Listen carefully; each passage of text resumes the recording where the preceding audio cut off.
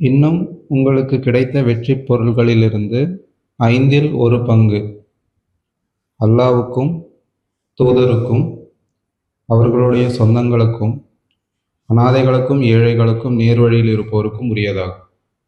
இப்போ தூதர் செய்திக்காக ஐந்தில் ஒரு பங்கு கொடுத்துட்டு வர்றது பின்பற்றிட்டு வரோம். முடிந்த அளவுக்கு என்ன ஆகுதோ அதை கொடுத்துட்டு வரோம். அவர்களுடைய சொந்தங்களுக்கும் அனாதைகளுக்கும் ஏழைகளுக்கும் நேர்வழியில் இருப்போருக்கும் எப்படி செலவு செய்வதுன்றது தெளிவு. இன்னும் அறிந்து கொள்வீராக இல்லையா? என்ன இன்னும்னா என்னங்க? 8:40 அவர்கள் புறக்கணித்தால் நிச்சயமாக இறைவனே உங்கள் பாதுகாவலன், மிகச்சிறந்த பாதுகாவலன், இன்னும் உங்களுக்கு சிறந்த உதவியாளன் என்பதை அறிந்து கொள்வீராக. இப்போ இது அறிவிக்கப்படுது, இறைவனே உங்கள் பாதுகாவலன், உங்கள் உதவியாளன். அவர்கள் புறக்கணித்தால், எதை புறக்கணித்தால்? இப்ப அறிவிக்கிறான், அறிந்து கொள்வீராக. உங்களுக்கு வாரிசாக கிடைத்த பொருள்களில் இருந்து. வாரிசாக கிடைத்த பொருள்னா என்ன? வாரிசாக கிடைத்த பொருள் என்ன?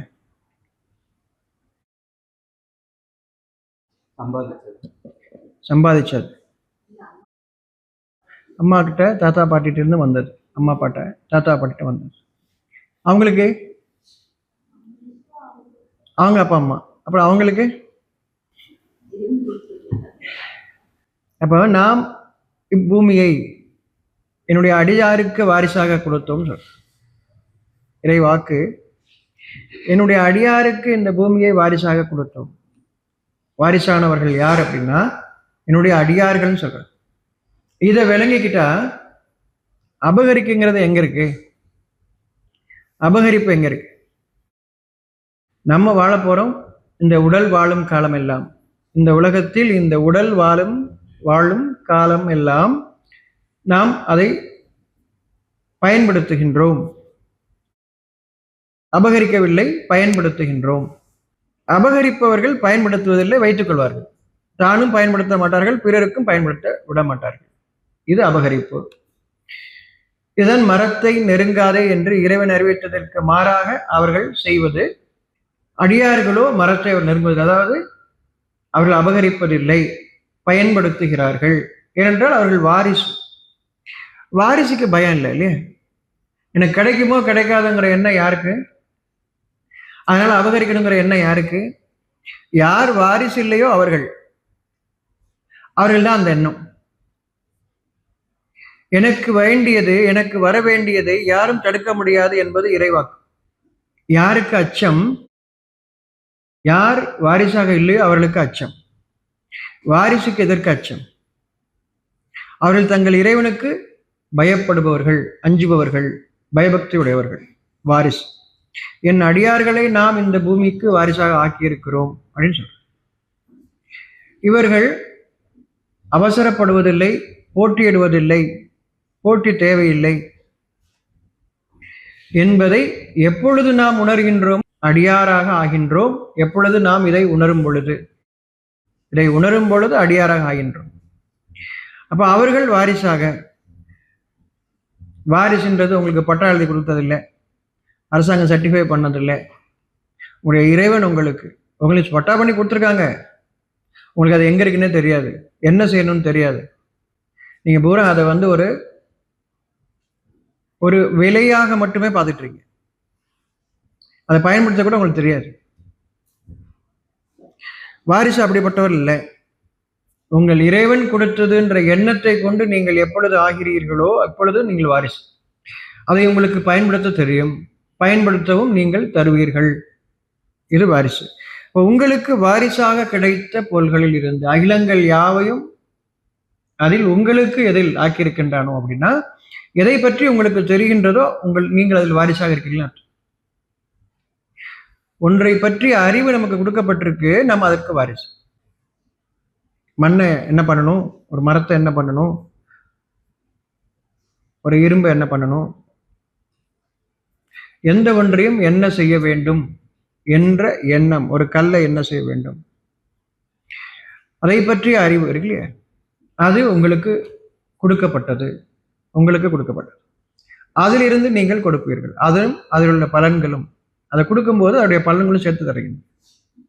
வாரிசாக கிடைத்த பொருள்களில் இருந்து 1/5 அல்லாஹ்வுக்கும், இறைவனுக்கும். 1/5 இறைவனுக்கும், இன்னும் தூதருக்கும். தூதர்னா யாரு? உங்களுக்கு உங்கள் இறைவனுடைய செய்தியை உங்களுக்கு உங்கள் மனதிற்காக தெளிவுபடுத்தக்கூடியவர்கள். அவர்கள் இறை செய்தியை அறிவிக்கக்கூடியவர்கள். தங்களுடைய செய்தி என்று எதுவும் இல்லை, இறைவனுடைய செய்தியை உங்களுக்கு இறைவன் என்ன அவங்களுக்கு அறிவித்தானோ அந்த செய்தியை, அல்லாஹ்னா செய்தி இல்லையா, அந்த செய்தியை தவறில்லை. வாழ்வதற்கான நமக்கு இந்த அகிலங்களை எவ்வாறு நான் பயன்படுத்த வேண்டும் என்ற செய்தி அதில் இருக்கிறது. அல்லாஹ் அதை தவிர இல்லை. நான் வாழ வேண்டும் என்றால் அதை பற்றி அறிய வேண்டும், செய்தி வேண்டும். செய்தி எனக்கு நான் பயன்படுத்த போகும்போது அறிவு, அந்த செய்தியை நான் பயன்படுத்தும் பொழுது அறிவு. அல்லாஹ் புரியுது? தமிழ் நம்ம பரம், சரியா? பரமன், பரம், அதே அர்த்தம் தான். இன்னும் தூதருக்கும், நமக்கு அந்த செய்தியை நமக்கு எடுத்து சொல்லக்கூடியவங்க. நம்ம உள்ளத்தில் அந்த செய்தி, முதல் மூச்சு எடுக்கும் பொழுதே அந்த செய்தி நமக்கு உண்டு. ஆனால் படிப்படியாக அந்த செய்தியை இழந்து விடுகிறோம். பின்னர் நமக்கு எடுத்து சொல்லப்படுகிறது. யார் எடுத்து சொல்கிறார்களோ உங்களுக்கு அந்த தூது செய்தியை உங்களுக்கு அறிவிக்கின்றார்கள். இப்போ அம்மா சொல்றாங்க நல்ல பிள்ளையா இருக்கணும் அப்படின்னு சொல்லும்போது என்ன அர்த்தம்? இறை செய்தி தானே அது. அம்மா பிள்ளையை பார்த்து சொல்றாங்க நல்ல பிள்ளையா இருக்கணும், இதெல்லாம் பண்ணக்கூடாது, இந்த தப்பெல்லாம் பண்ணக்கூடாது, இதெல்லாம் தப்பு, முதல்ல இதெல்லாம் தப்பு, இது பண்ணக்கூடாது, கொடுக்கணும், தம்பி கொடுக்கணும், அண்ணனுக்கு கொடுக்கணும் அப்படின்னு சொல்லி தர்றாங்க. இதெல்லாம் என்னது? வேதம் தானே, இறை செய்தி தானே, இல்லை உங்களே செய்தியா? இதெல்லாம் இறை செய்தி, இறைவனுடைய செய்தி நீங்கள் அறிவிக்கின்றீர்கள். அப்ப நீங்க தப்பான செய்தி அறிவிச்சிடாதீங்க. இப்ப நம்மளே இறங்கிதான் இருக்கிறோம் பூமியை, அதாவது மனதின் நிலையை விட்டும் உடலின் நிலைக்கு இறங்கி விட்டோம். மனதின் நிலை என்பது சொர்க்க நிலை, சுவனத்தின் நிலை. மனதின் நிலை, உடலின் நிலைக்கு நாம் இறங்கிவிட்டோம், நமக்கே தெரியல. அவர் மனதின் நிலையில இருந்து நாம் நம்முடைய பிள்ளைகளுக்கு எடுத்து சொல்லும் பொழுது அங்கே இறை செய்தியைத்தான் அறிவிக்கின்றோம். ஒவ்வொருவரும் நல்ல செய்தியை நீங்கள் எடுத்து சொல்லும் போது நீங்கள் இறை செய்தி என்பது தூது செய்தி, மனதிற்கு அமைதி தரக்கூடியது, தெளிவுபடுத்தக்கூடியது, உயர்த்தக்கூடியது. இது இறை செய்தி, நம்மை உயர்த்தக்கூடிய செய்தி, இறை செய்தி. அப்போ நம்ம ஒவ்வொருவருக்கும் செய்யும் போது அப்பொழுது நாம் இறை செய்தி அறிவிக்கின்றோம். நல்லதை நீங்க உணரும் பொழுது, உங்களுக்கு கிடைக்கும் போது, இன்னும் அது என் இறைவனவிலிருந்து கிடைத்ததுங்கிற எண்ணம் வரும்போது, நான் போய் அம்மா கொடுக்கணும், அப்பா கொடுக்கணும், அண்ணனுக்கு தரணும் அப்படின்னு எண்ணம் வருதா இல்லையா? என் மனைவிக்கு கொடுக்கணும், என் கணவனுக்கு கொடுக்கணும் அப்படின்னு எண்ணம் வருதா இல்லையா? என் துணை கொடுக்கணும் எனக்கு வருதா இல்லையா? என்ன வரும்? நமக்கு வரும். அப்ப கொடுக்குங்க, அப்ப கொடுக்கணும். அதான் கொடுக்குறீங்க நீங்க. பங்கு அவங்களுக்கு உண்டு. சட்டம் போட்டதுனால இல்லை, அரசாங்கம் சட்டம் போட்டதுனால இல்லை, அந்த எண்ணம் இயற்கையாகவே இருக்கு. நீங்களுக்கு ஒன்று கிடைக்கும் போது, அதுவும் நீங்க எதிர்பார்த்தா கிடைக்கும் போது, இப்போ எங்க அம்மா கூட்டு வந்து காட்டணும், எங்க அம்மாவுக்கு காட்டணும், என் கணவனுக்கு காட்டணும், என் பிள்ளைக்கு காட்டணும் இல்லையா, என் தந்தைக்கு காட்ட வேண்டும். வருதா இல்லையா? எல்லாருக்கும் அது இறைவன் கொடுத்ததிலிருந்து நீங்க கொடுக்குறீங்க. அறிவித்திருக்கிறான், அது இயல்பு. இறைவனுக்கும், அப்ப இறைவன் என்ன எதிர்பார்க்கிறான்? இறைவனுக்கு என்ன கொடுக்க போறீங்க? இறைவனுக்கும் சொன்னா எதை எடுத்து யாரு கொடுக்க போறீங்க? அவங்களுக்கு கொடுத்ததா அவன் தான், இல்லை அவங்களுக்கு வாரிசாக ஆக்குனதே அவன் தான். அவனுக்கு என்ன கொடுக்கறது? நீங்க கொடுக்கறதா அவனுக்கு நீங்க கொடுக்கறது. உங்களுக்கு கொடுத்ததை நீங்க கொடுக்குறீங்க இல்லையா, அதுதான் அவனுக்கு கொடுக்கறது. இப்ப தூதருக்கும், தூதர் யாரு? உங்களுக்கு எல்லாம் நல்லது. ஒரு காலத்துல நீங்க எல்லாரும் உங்க மனசுல வரும், எனக்கு சின்ன பிள்ளையில அவங்க எனக்கு நல்லா செஞ்சாங்க, அவங்கள பார்த்தா எனக்கு நல்லா செய்யணும். நீங்க உங்களுக்கு தாராளமாக என் இறைவன் கொடுத்ததுன்னு என்ன வரும்போது, நீங்க சம்பாதிச்சிங்க என்ன இருக்கும்போது உங்களுக்கு நீங்க செலவு பண்ண மாட்டீங்க. கஞ்சத்தனம் செய்வீங்க, மனைவிக்கு செய்வீங்க, கணவனுக்கு செய்வீங்க, பிள்ளைங்களுக்கு, பெற்றவங்களுக்கு எல்லாத்தையும் செய்வீங்க, சகோதரர்களுக்கு செய்வீங்க. ஆனா என் இறைவன் கொடுத்ததுங்கிற எண்ணம் உங்களுக்கு மனசுல தாராளம் வரும்போது, நினைச்சு அந்த எண்ணத்தை ஊட்டும் போது, நான் போய் அவங்களுக்கு செய்யணும், ரொம்ப வருஷம் ஆச்சு அவங்கள பார்த்து, அப்படி என்னெல்லாம் உங்களுக்கு வரும், அதெல்லாம் வரும். அவங்கள போய் பார்க்கவா செய்யணும், பார்த்துட்டு ஏதாவது செய்யணும்னு என்னெல்லாம் வரும். இது உறவினர். அவங்களெல்லாம் அந்த உங்களுக்கு தூது செய்தி சொல்லியிருக்கிறாங்க, நற்செய்தி சொல்லியிருக்கிறாங்க. உங்களுக்கு கெடுதி செஞ்சவங்களை போய் நான் போய் பார்த்துட்டு அவனை கொடுத்துட்டு நினைப்பீங்களா? நினைக்க மாட்டீங்க. அப்ப நல்லது எப்பயோ செஞ்சிருக்கேன். அந்த அந்த அளவுக்கு உங்களுக்கு உங்கள் இறைவனை பற்றி உங்கள் இறைவன் உங்களை வாரிசாக ஆக்கக்கூடிய அந்த நிலையில் ஆக்கியிருக்கிற நிலையில் அந்த எண்ணம்லாம் உங்களுக்கு வரும். நான் போய் அவங்களுக்கு செய்யணும், பார்க்கணும் அப்படின்னு அந்த எண்ணெல்லாம் வரும். அணியனுக்கு வரும். இது தூதருக்கு. அப்படி நல்லது உங்களுக்கு எடுத்து சொன்னாங்க எல்லாத்துக்கும் நீங்க கொண்டே கொடுக்கணும். என்ன வரும்? உறவினருக்கும். எப்ப? தூதருக்கும் இல்லையா? தூதர்னா உங்களுக்கு நற்செய்தியை, உங்களை வழிகாட்டக்கூடிய செய்தியை, உங்கள் உள்ளத்தில் அந்த செய்தி இப்பொழுது இயங்குகிறது. இறை செய்தி எப்படின்னா அது கொடுக்கப்படுது. கொடுப்பது கடமை, கண்காணிப்பது இல்லை. நீங்க செஞ்சீங்களா செய்யலையா, நான் சொன்னதை பிறகு கேட்டீங்களா, இதெல்லாம் பண்ண மாட்டாங்க. எடுத்து சொல்லிட்டு போயிட்டு இருப்பாங்க. அது இயங்கும். அது இயற்கையிலே அதற்கு ஆற்றல் உண்டு, இயக்கக்கூடிய ஆற்றல் உண்டு. இறை செய்திக்கு நம்மை இயக்கும். இறை செய்தி நம்மை இயக்கும். இப்போ நல்ல என்ன சொன்னாங்க, நான் கேட்கலையே, இல்லை. உங்களுக்கு நீங்கள் வாரிசாக ஆகும்போது இயங்குவீர்கள். அது அடையாளத்துக்கு இருக்குங்க. ஹைபர்னேஷன் என்ன வார்த்தை தமிழ்ல? சரி, அந்த செய்தி உங்களுக்குள் எப்படி கருப்பையில குழந்தை இருக்கு இல்லையா, அது இயங்குறது உயிர் வந்ததுக்கு அப்புறம் தான். அதாவது உயிர் மூச்சு எடுத்ததுக்கு அப்புறம் தான். பிறந்து உயிர் மூச்சு எடுக்குது, அப்போ அதோடைய உயிராற்றல் இருக்கு இல்லையா, அப்போ அதோடைய உயிராற்றல் அதுதான். அது தன் சுயத்தில் இருக்கிறது, சுயம்புவாக இருக்கிறது. அப்ப இறைச்செய்தி ஒவ்வொன்றும் நம்மை இயக்கும். அந்த காலம் வரை, நாம் வாரிசாக ஆகும் வரை இறைச்செய்தி முட்டை மாதிரி வச்சுங்களேன். ஒரு முட்டை மாதிரி, முட்டையிலேருந்து ஒரு குஞ்சு வருது இல்லையா, அது கருப்பை. அதான் வயிற்றுக்குள்ள குழந்தை இருக்கு. ஆனா அது வெளிவரும் போதுதான் நாம் அது வரைக்கும் அது சிசு தான். அது இதுன்னு கூட பேசுவோம். பிறந்ததுக்கு அப்புறம் தான் அவரு, அவனு, அவளு இல்லையா, அதுக்கப்புறம் தான் உயிர் வந்துருச்சு. அப்போ அது கருவில் இருக்கிறதுன்னு அர்த்தம். இறை செய்தி உங்கள் கருவாக இருக்கிறது. நீங்கள் வாரிசாக ஆகும் பொழுது அது உங்களை இயக்குகிறது. நல்லெண்ணம் பூரா வரும். எவ்வளவு அக்கறம் பிடிச்சாலும் இருந்தாலும் சரி, ஒரு சூழல் அவங்களுக்கு நன்மை ஏதேனும் இருந்தால் நாம் செவியேற்கும்படி செய்திருப்போம்.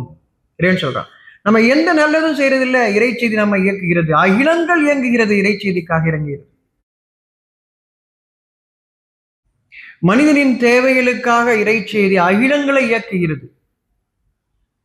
நம்மையும் இயக்கும், நன்மையின் பாதையில் இயக்கும். நீங்கள் வாரிசாக ஆகும்போது அந்த நன்மைகளை நீங்கள் கொடுப்பவர்களாக, அவர்கள் தங்களுக்கு கொடுத்தவற்றிலிருந்து கொடுப்பவர்களாக இருப்பார்கள் என்பது இறைவன் வாக்கு, இறைவாக்கு. தூதருக்கும் அப்படி நீங்க உங்களுடைய தூதர்களை நீங்கள் அடையாளம் காண்பீர்கள், மக்களை அறிவதை போன்று. எப்போ? நீங்கள் வாரிசாக ஆகும் பொழுது. மற்றபடி நீங்க கொண்டே கொடுக்கறத கோயில உண்டியில காசு பண்ணும்பா, அவங்களுக்கு கொஞ்சம் காசு கொடுங்கப்பான்னு சொன்னா அதெல்லாம் செய்வீங்க. சொன்னதை சொல்லிக் கொடுத்து செய்வீங்க. வாரிசு என்பது நீங்கள் உணர்ந்து செய்வது. இறை செய்தி உங்களை இயக்கும். அதில் என்னுடைய பங்கு எதுவும் இல்லை, இது என்னதே இல்லை என்று என்ன இருக்கும்? அது இறைவனுடையது. கொடுத்ததிலிருந்து கொடுப்பது, அது இறை செய்தி. உயர்ந்து கொண்டு இருக்கின்றோம், உயர்ந்து கொண்டு இருக்கின்றோம். மற்றவங்களுக்கு காட்டுறதுக்காக செய்யறதுக்கு கொடுத்துட்டு என் பேரை போட்டுருங்க அந்த டியூப்லைட் மேல. டியூப்லைட் போடுறதே வெளிச்சம் வர்றதுக்காக. இது எழுத்து பூரா ஒரு வெளிச்சமே வராது. பூரா எழுதியிருப்பாங்க, பேரை பூரா எழுதிருப்பாங்க இல்லையா? அது அல்ல. கொடுத்தவற்றிலிருந்து கொடுப்பது அதுவல்ல. உண்டியலை நிரப்புவது அல்ல. நீங்கள் வாரிசாக ஆக்கப்பட்டிருக்கிறீர்கள். என்னது என்கிற எண்ணமே உங்களுக்கு கிடையாது. இப்ப தூதருக்கும் உறவினருக்கும், யார் உங்கள் வாழ்க்கையில் உறவினராக இருக்கிறார்களோ, உறவாக நீங்கள் காண்கின்றீர்களோ அவர்களுக்கும். அவர்களுடைய உறவுக்கு அப்படி கிடையாது, அவருடைய சொந்தக்காரங்களுக்குன்னு கிடையாது. உங்களுக்கு உறவினராக நீங்கள் யாரை உணர்கிறீர்களோ. உறவு அப்படின்னா என்ன உறவு? சகோதர உறவு, தோழர் உறவு இல்லையா? உறவு உங்களுக்கு நெருக்கிய உறவாக, நீங்கள் துணையாக, தோழமையாக, சரியா, உறவாக, என்ன உறவாக நீங்கள் அந்த எந்த உறவுக்கு கொடுக்கணும் விரும்புவீங்க? நல்லதாக உங்களுக்கு இருக்கும்போது. அவனை அக்கலும் முடிச்சேன், அவனுக்கெல்லாம் ஒண்ணுமே கொடுக்க மாட்டேன். உங்க பிள்ளைக்கு கூட சொல்லுவீங்க, மனைவிக்கு சொல்லுவீங்க, கணவனுக்கு சொல்லுவீங்க. நான் கொடுக்கவே மாட்டேன், நான் மாற்றி கூட எழுதி வச்சு யாருக்கே கூட கொடுத்துட்டு போவாங்க. எவ்வளோ சொல்றீங்க? இப்போ யாருக்கு கொடுக்கறது என்ன வரும்? நல்லதுக்கு தானே இல்லையா? இப்போ வாரிசாக கொடுத்தவர்கள் அவளை அறிகிறார்கள், அவர்களை உறவை அறிகிறார்கள், தங்கள் உறவை அறிகிறார்கள். ஒவ்வொரு உறவும் இறைவனை நோக்கி வாழும் பொழுது, கொடுக்கக்கூடியவளாக இருக்கும் பொழுது அது உறவு. கேட்டு வாங்க. அவர்கள் வருந்தி எதையும் கேட்க மாட்டார்கள் சொல்றாங்க. அவர்கள் வருந்தி எதையும் கேட்க மாட்டார்கள். அப்ப நீங்களா கொடுக்கலாம் இருப்பீங்க, வாரிசாக இருந்தாலும் கொடுப்பீங்க. இல்லைன்னா ஊர் சொல்லுமே, 4 பேர் பேசிடுவாங்களே, சட்டம் சொல்லுதே, இப்படித்தான் கொடுப்பீங்களே தவிர நீங்கள் கொடுக்க மாட்டீர்கள்.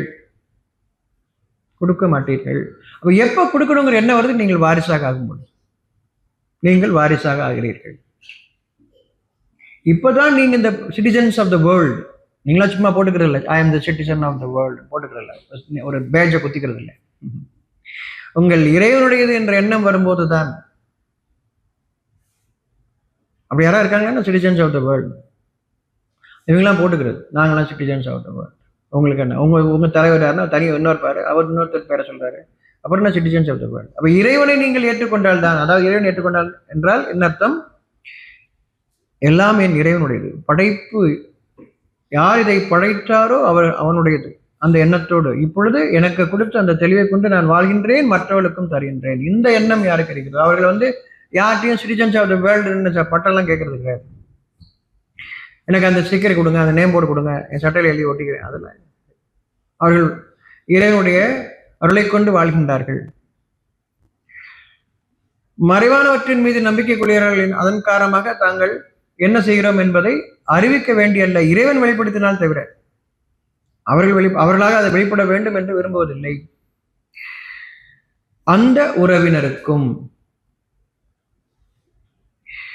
அநாதையருக்கும்.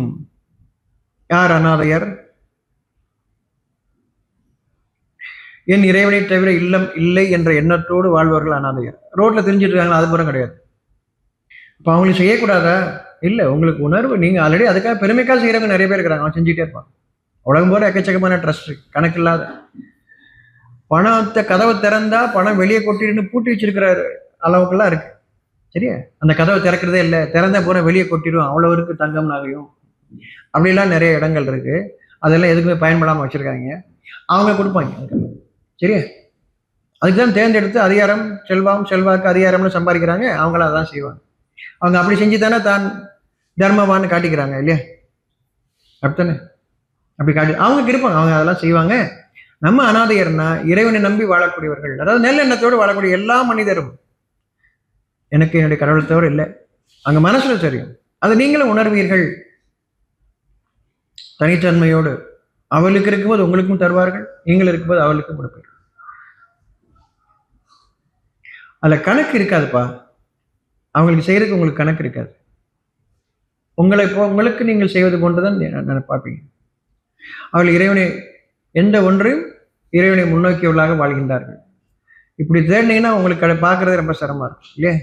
யாரும் அந்த மாதிரி இருக்கா? அப்படி இறைவன் சொல்றான் சொற்பமானவர்கள். அந்த சொற்பமானவர்கள் முதல்ல நம்ம இருக்கணும்னு பாருங்க. உணர்வு உங்களுக்கு வரும், அந்த உணர்வில் நீங்கள் கொடுத்து வாருங்கள், தவறு இல்லை, கொடுத்து வாருங்கள். அவர்கள் திருந்த வேண்டும் என்று நீங்க உங்களை பெருமைப்படுத்துவதற்காக ஒரு ஆளுக்கு ஒரு 10 ரூபாய் கொடுத்துட்டு ஒரு பிரியாணி வாங்கி கொடுத்துட்டு ஒரு போட்டோ முடிச்சு அதையும் போட்டுக்கிட்டு, நான் உங்களுக்கு பிரியாணி வாங்கி கொடுத்தேன் இன்னைக்கு, என் பிறந்த நாள் இன்னைக்கு அப்படின்னு. இவர்கள் எல்லாம் அவர்களை பற்றி அறிவிக்கவில்லை, இறைவன் அவர்களை பற்றி அறிவிக்கவில்லை. அநாதையருக்கும் தேவை உடையோருக்கும். தேவையுடையோர்னு என்ன அர்த்தம்? என்ன தேவையோ அதை கொடுக்கறது, அதான் தேவையுடையோர்னு அர்த்தம். நான் கொடுக்குறேன்னு அப்படின்னு சொல்லிட்டு உங்களுக்கு வேண்டாதெல்லாம் கொடுக்கறது பேர் தேவையுடையோர் இல்லை. அந்த தேவையுடையோர் யாருன்னா என்ன தேவை இருக்கலாம் அதை கொடுக்கறது, அதான் தேவையுடையோர். அது சாப்பாடு நிறைய இருக்கு, அவருக்கு சாப்பாடுக்கு பிரச்சனையே இல்லை, அவருக்கு வேற ஒரு பிரச்சனை, அது தரணும். இல்லை நான் சாப்பாடு தான் கொடுப்பேன் சொன்னீங்கன்னா எனக்கு எதுக்கு அது அப்படி, எனக்கு சாப்பாடு எல்லாம் போதுமான இருக்கு. இப்போ நம்மளுக்கு என்னன்னா தர்மம்னா ஒன்லி சாப்பாடு போடுறது மட்டும்தான், அவனுக்கு அது தேவையே இல்லை. ஆனாலும் வலுக்கட்டாயமா கூப்பிட்டு நாங்கள் இன்னைக்கு வீடியோ எடுக்க போறோம்ப்பா, இன்னைக்கு எனக்கு ஃபங்க்ஷனுப்பா, இன்னைக்கு லைவ் போடுறோம்ப்பா, எல்லாரும் வந்துருங்க, எனக்கு தேவையில்லையா? இல்லை வந்துருங்க. அது தேவையுடையவர் இல்லை. தேவையுடையவருக்கு என்ன தேவை இருக்கோ அதை தருவது, அதுதான் தேவையுடையோருக்கும் சொல். தேவையுடையோருக்கும். நேர்வழியில் இருப்போருக்கும். நேர்வழின்னா என்ன? நல்ல வழி அப்படின்னா அந்த மனிதரை நீங்கள் எந்த ஒரு வித்தியாசமும் பார்க்கறதில்லை, எந்த பாகுபாடும் பார்க்கறதில்லை. அவனை ஏழை பார்க்கறதில்ல, பணக்காரன் பார்க்கறதில்ல, படிச்சவன் பார்க்கறதில்ல, படிக்காதவன் பார்க்கறதில்ல, வெள்ளையா இருக்கிறத பார்க்கல, கருப்பா இருக்கிறத பார்க்கறதில்ல. அவங்களோட மனசை பார்க்குறீங்கன்னு அந்த மனதின்படி அவர்கள் இருக்கிறாங்க, நல்ல எண்ணத்தோடு இருக்கிறாங்க. அவங்களுக்கு தனி வழியெல்லாம் கிடையாது. அதாவது அதில் கூட்டமாக வாழக்கூடியவங்க இல்லை, தனித்தனியாக தான். வெளிப்படையாக நம்ம பார்க்கக்கூடிய சூழல்ல ஒரு கூட்டத்தோடு இருக்கிறாங்க. ஆனா அவர்களை பற்றி உங்களுக்கு தெரியும், அவங்க அப்படி இல்லை. அவங்க ஜாதி பார்க்க மாட்டாங்க, மதம் பார்க்க மாட்டாங்க, நாடு பார்க்க மாட்டாங்க, மொழி பார்க்க மாட்டாங்க அப்படின்னு நேர்வழியில் இருக்கிறார்கள். மனிதனை மனிதனாக பார்க்கக்கூடிய அந்த பாதையில் இருக்கிறார்கள். எந்த பிரிவும் அவர்கள் பார்ப்பதில்லை. மனிதனை மனிதனாக பார்க்கிறாங்க. கெட்டது இருக்கு, கெட்டதை பார்க்கல. நல்லது இருக்கு, நல்லதை மட்டும் பார்க்கல. ஒவ்வொன்றையும் அது இருக்கு இல்லையா? நல்லதும் இருக்கு, கெட்டதும் இருக்கு. கெட்டதை விலக்கி விட்டு நன்மையை பார்க்கக்கூடியவர்கள். கெட்டதுக்கு துணை போக மாட்டார்கள். தனது நண்பனாக இருந்தாலும் கெட்டதுக்கு துணை போக மாட்டார்கள். நான் ஏற்றுக்கொள்ள மாட்டேன், உன்னையும் நான் வெறுக்கல, ஆனா உன்னுடைய செயல்பாடு, உன்னுடைய இந்த எண்ணத்தை நான் ஏற்றுக்கொள்வதில்லை. ஏனென்றால் இது தவறா இருக்கு, நீ இதுக்கு தெளிவுபடுத்து அப்படின்னு அவங்க எடுத்து சொல்வாங்க. அதுல ஏற்றுக்கொண்டவங்க, அதுல அந்த வாழ்க்கை வாழ்ந்துட்டு கொண்டிருப்பவர்கள் நேர் வழியில் இருக்கிறார்கள். மனிதனை பிரிவாக பார்க்காமல் மனிதனாக பார்க்கக்கூடிய அந்த வழியில், நேர் வழி அப்படின்னா மனுஷன் மனதை கொண்டு பார்ப்பது நேர் வழி. உருவத்துல பல மாற்றங்கள் இருக்கும். உயரமாக, குள்ளமாக, எப்படி பல விதத்துல ஒருத்தனை இருப்பாங்க. அது குள்ளன்னு சொல்லலாம், அவன் இயற்கை. நம்ம உயரம்னு சொல்லனால குள்ளம்னு சொல்ல வேண்டியது. மனிதனாக பார்க்கும்போது அது வராது. மனுஷன் நீங்க பார்க்க ஆரம்பிச்சீங்கன்னா இந்த பிரிவு எதுவுமே உங்களுக்கு தெரியாது, மனசு மட்டும் தான் தெரியும். அவர்கள் எப்படி இருக்கிறார்கள் நீங்க பார்க்க மாட்டீங்க, மனசு பார்ப்பீங்க. இது எல்லாம் அப்படி யார் இருக்கிறார்களோ அவர்கள் நேர்வழியில் இருக்கிறார்கள், அவர்களுக்கும் உரியதாகும். அப்ப இறைவன் வாரிசாக உங்களுக்கு கொடுத்ததுல இருந்து இறைவன் அறிவிக்கின்றான் யார் அதற்கு உரியவர்கள். இதெல்லாம் எப்ப நமக்கு புரியும்? நம்ம உணர்வை கொண்டு வாழும் போதுதான், நம்மளுடைய மனசை கவனிச்சு வாழும் போதும் இதை அடையாளம் காணவே முடியும். நம்ம மண்டையில மட்டும் வேலை செஞ்சுட்டே இருந்தோம்னா கொஞ்சம் இறங்கி மனசுக்கு வாங்க, பணிவா வாங்க, மனசை கவனிக்கக்கூடியவங்களா வாங்க, மறைவானதை பார்க்க வாங்க, அப்ப புரியும். இப்ப என்ன புரியுது? இப்போ என்ன கேள்வி இருக்கு? உறவினர் அப்படின்னா புரியுதா? உறவினருக்கும் அநாதையருக்கும் தேவையுடையவருக்கும் அது தெளிவில்லாமல் இருந்தது. இப்போ நம்ம உணர்வுல இருக்கும் பொழுது அதை அறிவிக்கப்படும், நம்ம கொடுக்கணும் அப்படிங்கிறது. நீங்க வாரிசாக இருக்கும்போது நீங்க அதை செய்ய சொல்றோம். அப்ப இது படிக்கும்போது மறுபடியும் நினைவூட்டப்படுது. உங்களுக்கு உள்ளத்திலும் அது நினைவூட்டப்படும், நீங்க செஞ்சுட்டு இருப்பீங்க. இதை எடுத்து சொல்வது, இந்த செய்தியை ஏன் படிக்கிறோம், ஏன் சொல்றேன்னா அது அடை காக்கும், நமக்குள் அது அடை காக்கும். நாம் அதற்கு வாரிசாகும் போது நம்மை இயக்கும், நம்மை அது இயக்கும். நான் இதெல்லாம் செய்ய போறேன், இன்னும் செய்யலையே, நீங்க உங்களெல்லாம் செய்யலாம் சொல்லலை, நீங்க செய்ய மாட்டீங்க. அப்ப அது இயக்கும். அறிந்து கொள்ளுங்கள், இறை செய்தி அப்படித்தான் வேலை செய்யும். நான் இதுமாரி வாங்கிட்டேன், சக்தி வாங்கிட்டேன், இந்த சக்தியை நான் இப்போ பயன்படுத்த போறேன், அதெல்லாம் எனக்கு இது பூரா பிசாசு சக்தி. நீங்கள் வாழ்ந்து கொண்டு இருப்பீர்கள். நல்ல ஆற்றல் என்பது இறையாற்றல் மட்டும்தான். அந்த இறையாற்றல் நாம் எங்குவோம், நாம் தனிச்சில்லாம் இல்லை, அதற்குள் தான் இருக்கோம், அறியாமல் இருக்கிறோம், அவ்வளவுதான். கொடுத்ததை இழந்து விட்டோம். இப்பொழுது நாம் என்னிடமிருந்து நேர்வழி வரும் பொழுது யார் அதை ஏற்றுக்கொள்கிறார்களோ அவர்களுக்கு கவலையும் இல்லை, பயமும் இல்லை. ஏனென்றால் அவர்கள் வாழ்ந்து கொண்டிருப்பார்கள். நான் இனிமேல் தான் செய்ய போறேங்கிற எண்ணெல்லாம் கிடையாது, நான் செய்யறேங்கிற எண்ணமே கிடையாது. அங்கே நான் இல்லை அப்படின்னா நான் ரொம்ப சாதாரண ஆளு, ரொம்ப கேவலமான ஆள் அப்படிலாம் கிடையாது. நான் இல்லைன்னு சொன்னேன். மனிதனாக நீங்கள் உங்களை பார்க்கிறீர்கள், மற்றவர்கள் மனிதனாக பார்க்கிறீர்கள். நன்மைக்கு உங்களை நீங்கள் உரிமை கொண்டாடுவதில்லைன்னு அர்த்தம். உங்களையே நீங்கள் உரிமை கொண்டாட வேண்டும் என்றால் யார் ஒருவரும் இல்லை அவனை தவிர, நன்மைக்கு அவன் மட்டும்தான், புரிந்து கொள்ளுங்கள். அப்படி நம்ம ஐக்கியமாறது. என்னையும் என் இறை ஆற்றலையும் விரித்து பார்ப்பதற்கு இல்லாமல் நாம் ஒன்றாக, அதில் அவனை தான் நாம் காண்கின்றோம், நம்மை காணவில்லை. அனுபவிப்பது நான் என்னுடைய கவனம் அவன் மீது, எனக்கு அவன் கொடுத்திருக்கிறான் என்ற பணிவோடு. என்னதுன்னு என்ன வந்துச்சுன்னா பெருமை வந்துடும். அங்கே என்னதில்லை, என் இறைவனுடையது இருந்துகிட்டே இருக்கும், எப்பயுமே இருக்கும். ஒவ்வொன்றும் என் இறைவனுடையது. என் இறைவனுக்கு நான் பணிந்தவன், அடிபணிந்தவன், அவனுடைய படைப்பு, அவனுடைய பிரஜை நான், அவனுடைய குடி நான். அந்த எண்ணம் தான் இருக்கும். அப்ப ஏன் அந்த எண்ணம் வேணும்? இல்லை நான் என்னையவே நான் கடவுளை நினைக்க ஆரம்பிச்சிருவேன், நான் கடவுள்னு சொல்லிட்டு இருக்கேன். அதை தவிர அதைக்கு மேலான ஒரு அழிவு இல்லை. அழிவு அதுதான், அது அழிவு அதுதான். நான் கடவுள் என்பதுதான் அழிவு. அந்த எண்ணம் தான் ஒவ்வொரு மனிதனுக்கும் அழிவு. சரியா? அப்ப அந்த பணிவு இருக்கும். என்னையும் என் இறை ஆற்றலையும் பிரித்து இல்லை, ஆனால் சகலமும் அந்த ஆற்றலை கொண்டு அவனை கொண்டு நிகழ்கிறது என்ற எண்ணத்தோடு, அதான் பணிவு. இல்லைன்னா நான் சைத்தானாக ஆகிவிடுவேன். அந்த எண்ணம் நீங்கும் போது நீங்கள் நம் சைத்தான், யார் ஒருவராக இருந்தாலும் அவர் சைத்தானாக ஆகிவிடுவார்கள். நான் கடவுள்னு சொல்லும் போது அவர் சைத்தானாயிட்டார். அழிவு காரியத்தை தவிர அவர்களிடமிருந்து வராது, அழிவை தவிர வராது. நீங்களும் உங்களுடைய இறைவனும் காரியங்களை தவிர, நல்ல எண்ணத்தை தவிர இல்லைன்னா அது மட்டும் தான் இருக்கும். அதுல நீங்கள் பயனாளிகள். பயன் எங்கிருந்து? உங்கள் இறைவனும் இருந்து. இதெல்லாம் இருக்கும், மனசுல இருக்கும். அதுதான் உங்களை பணிவோட வச்சிருக்கும். எப்ப எனக்கு பணி வரும்னா, என் இறைவன் இருக்கின்றான்ங்கிற எண்ணம் இருக்கும்போது தான் பணி வரும். யாவற்றின் மீதும் ஆற்றல் படைத்தவன், அந்த எண்ணம் வரும்போது அப்பதான் நம்ம பணிவா இருப்போம். இல்லைன்னா பணி வராது. வேணா தனையை குனிஞ்சு வேணா உட்காந்துருப்போம், கேட்டா பணிவா இருக்கிறாங்க. அது நீங்க தனையை குனிஞ்சு உள்ள என்னெல்லாம் நினைச்சிட்டு இருக்கீங்கன்னு அவனுக்கு தெரியும். சரியா? எனக்கு நேரம் வரும்போது நிமிந்து பார்க்குற மாதிரி அப்புறம் வார அவங்க வச்சுக்கிறாங்க. அந்த பணி வேற, இறைவன் சரியா பணி வேற. இது மனதில் என் இறைவன் இருக்கின்றான், என்னையும் மேலானவன், என்னிலும் மேலானவன் இருக்கின்றான், என்னை படைத்தவன் இருக்கின்றான் எண்ணத்தோடு இருக்கிறதா பணி. புரியுதா? ஹைபர்னேஷன் சொன்னது புரிஞ்சிச்சு. சில லிவிங் ஆர்கானிசம், சில உயிரினங்கள் குறிப்பிட்ட காலத்து தூங்க போயிடும். ஆமா, குளம் வற்றிய குளத்தில் கீழே தோண்டி பார்த்து அங்கே காஞ்சி போய் கிடக்கக்கூடிய மீன்களை, அந்த மீன்ல தண்ணியை ஊத்துனோன்னா வாயை திறந்து அப்படியே வந்துடும். பல காலமா அப்படி இருக்கும். பல காலமா மண்ணுக்குள் மண்ணாக உள்ள போய் அது இறக்காது, அப்படியே இருக்கும். மூச்சு வாங்காது, சாப்பிடாது, கழிவு எதுவும் வெளியேற்றாது, அப்படியே இருக்கும். மழை நீர் பட்டதும் உயிர் வரும்.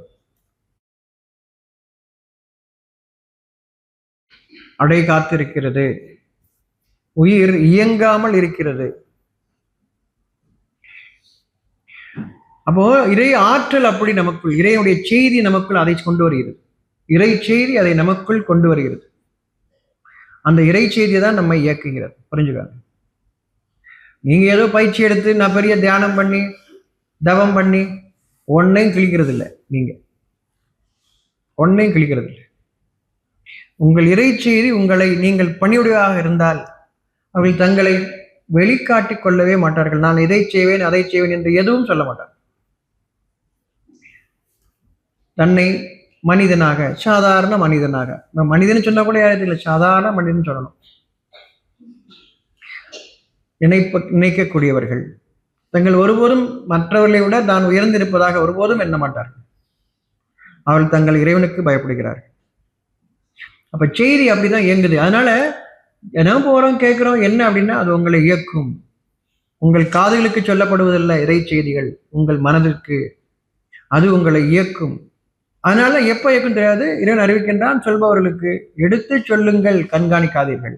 செய்யறாங்களா செய்யலையா, கேட்டாங்களா கேட்கலையா, வந்தாங்களா வரலையா, இல்லை, எடுத்து சொல்லுங்கள். அவளுக்கு அவருடைய இறைவன் எப்பொழுது அந்த செய்தி அவளுக்கு இயங்க வேண்டும் என்று அவருடைய தகுதி, ஒவ்வொருவரும் அவருடைய நிலைகளை உயர்த்துகின்றான், தகுதியை தருகின்றான். இப்பொழுது அவர்களை வாரிசாக ஆக்குகின்றான். பொறுமையாக இருங்க, ஒவ்வொருத்தரும் பொறுமையாக இருங்க. அதை விளங்கிக்கிட்டாதான் பொறுமையா இருக்க முடியலன்னா அவசரம் வரும். நமக்கு அவசரம் வரும், அவசரப்படுறோம், நம்ம தான் செய்ய போறோம்னு நினைக்கிறோம். இல்லை, என் இறைவன் ஒவ்வொருவரையும் வாழச் செய்வான்ங்கிற நம்பிக்கையோடு அவங்களும் இருப்பாங்க. சொல்றவங்களும் என் இறைவன் வாழச் செய்வான், அதுதான் அவங்களுடைய வேண்டுதல்.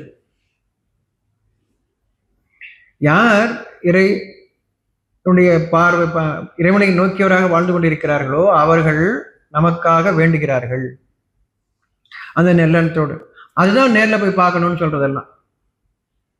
ஏன் நேர்ல போய் பார்க்கணும் அப்படின்னு நினைக்கிறாங்க, சொல்றாங்க. ஆனா எங்க போறோம்? கட்டடங்களுக்காக போயிட்டு இருக்கோம். ஒவ்வொரு கட்டடமா உலகத்துல இருக்கணும். இந்த கட்டடம் ரொம்ப ஃபேமஸ், அந்த கட்டடம் ரொம்ப சக்தி வாய்ந்த கட்டடம், வாசல் வாழ்க்கையில ஒரு தடவை பார்த்துருக்கோம்.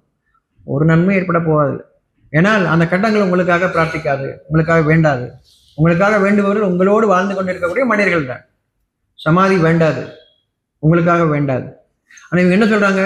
நான் செத்ததுக்கு அப்புறம் என் ஜமாயில் எல்லாரும் வந்து பார்த்துட்டு போங்க, உங்களுக்காக ஆசீர்வாதம் பண்ணு. நீயே போயிட்டு அப்புறம் நான் ஆசீர்வாதம் பண்ணுவேன்? அது புரியல அவங்களுக்கு. அந்த அளவுக்கு பெருமை, நான் செத்ததுக்கு அப்புறம் கடவுளா மாறிட்டேன். நீ ஒன்னாவும் மாறல, நீ மண்ணாயிட்ட, அவ்வளவுதான். நீ மண்ணாயிட்ட. உடல் தான் நீ சொல்ற, நீ என்னன்னு சொல்ற, உடலை சொல்ற. அப்படி இல்லை, நான் சாக மாட்டேன். சாக மாட்டேன்னா எதுக்கு சமாதிக்குள்ள இருக்கிற? அங்கேயும் சமாதிக்கு வர சொல்றேன். நீ தான் சாக மாட்டேன், எல்லாத்துலையும் இருப்பில்ல, அப்புறம் சமாதிக்கு வர சொல்றேன். ஏன் வர சொல்ற? என்ன புரிஞ்சுக்கிட்ட? அப்ப நீயே கடவுள் நினைச்சுக்கிட்டியா? இல்லை, எந்த மனிதனும் கடவுள் அல்ல. என்றென்றும் வாழக்கூடிய வாழ்க்கையில் அவள் உயர்ந்திருக்கலாம், நாம் அறிய மாட்டோம், இறைவன் அறிவான். இறைவனுடைய வாக்கு, அதான் அவனுடைய வாக்கு, அழிவில்லாத உயிரை நமக்கு கொடுத்திருக்கின்றான். நீங்க உடலை ஒரு இடத்துல போச்சுட்டு இங்கதான் அவர் இருக்கிறான்னு சொன்னா என்ன அர்த்தம்? ஏன் அதை அடக்காக்குறாரா? என்ன சுத்தி சுத்தி வர்றாரா? ஏன் அந்த இடத்த விட்டு தாண்டி போக மாட்டாரா? அந்த அளவுக்கு அந்த இடத்துக்கு மேலேயே வாழும்போதுதான் இடத்த விடல அபகரிச்சிங்க, செத்ததுக்கு அப்புறமா ஒரு இடத்த அபகரிப்பீங்க. என் பொண்ணு இருக்கிற ஏரியா, இந்த ஏரியாவில் நான் போன பாதுகாத்துட்டு இருப்பேன் என் பொண்ணத்தை. என்ன சொல்ல வர்றீங்க? இனி இன்னொன்னு சொல்லுவாங்க, தீராத ஆசையில செத்து போனவங்க போய் சுத்திட்டே இருப்பாங்க, பெய்யா சுத்துவாங்க. அப்ப நீ இதுக்கு என்ன வித்தியாசம்? ஏதாவது பண்ணி அனுப்பிவிடுங்கப்பா மேல. சும்மா சுத்திட்டே தீர்றாங்க.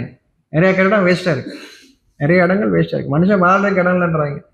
ஊருக்கு நடுவுல சமாதியா இருக்கு, நிறைய சமாதிகளா இருக்கு ஊருக்கு நடுவுல, இல்லையா?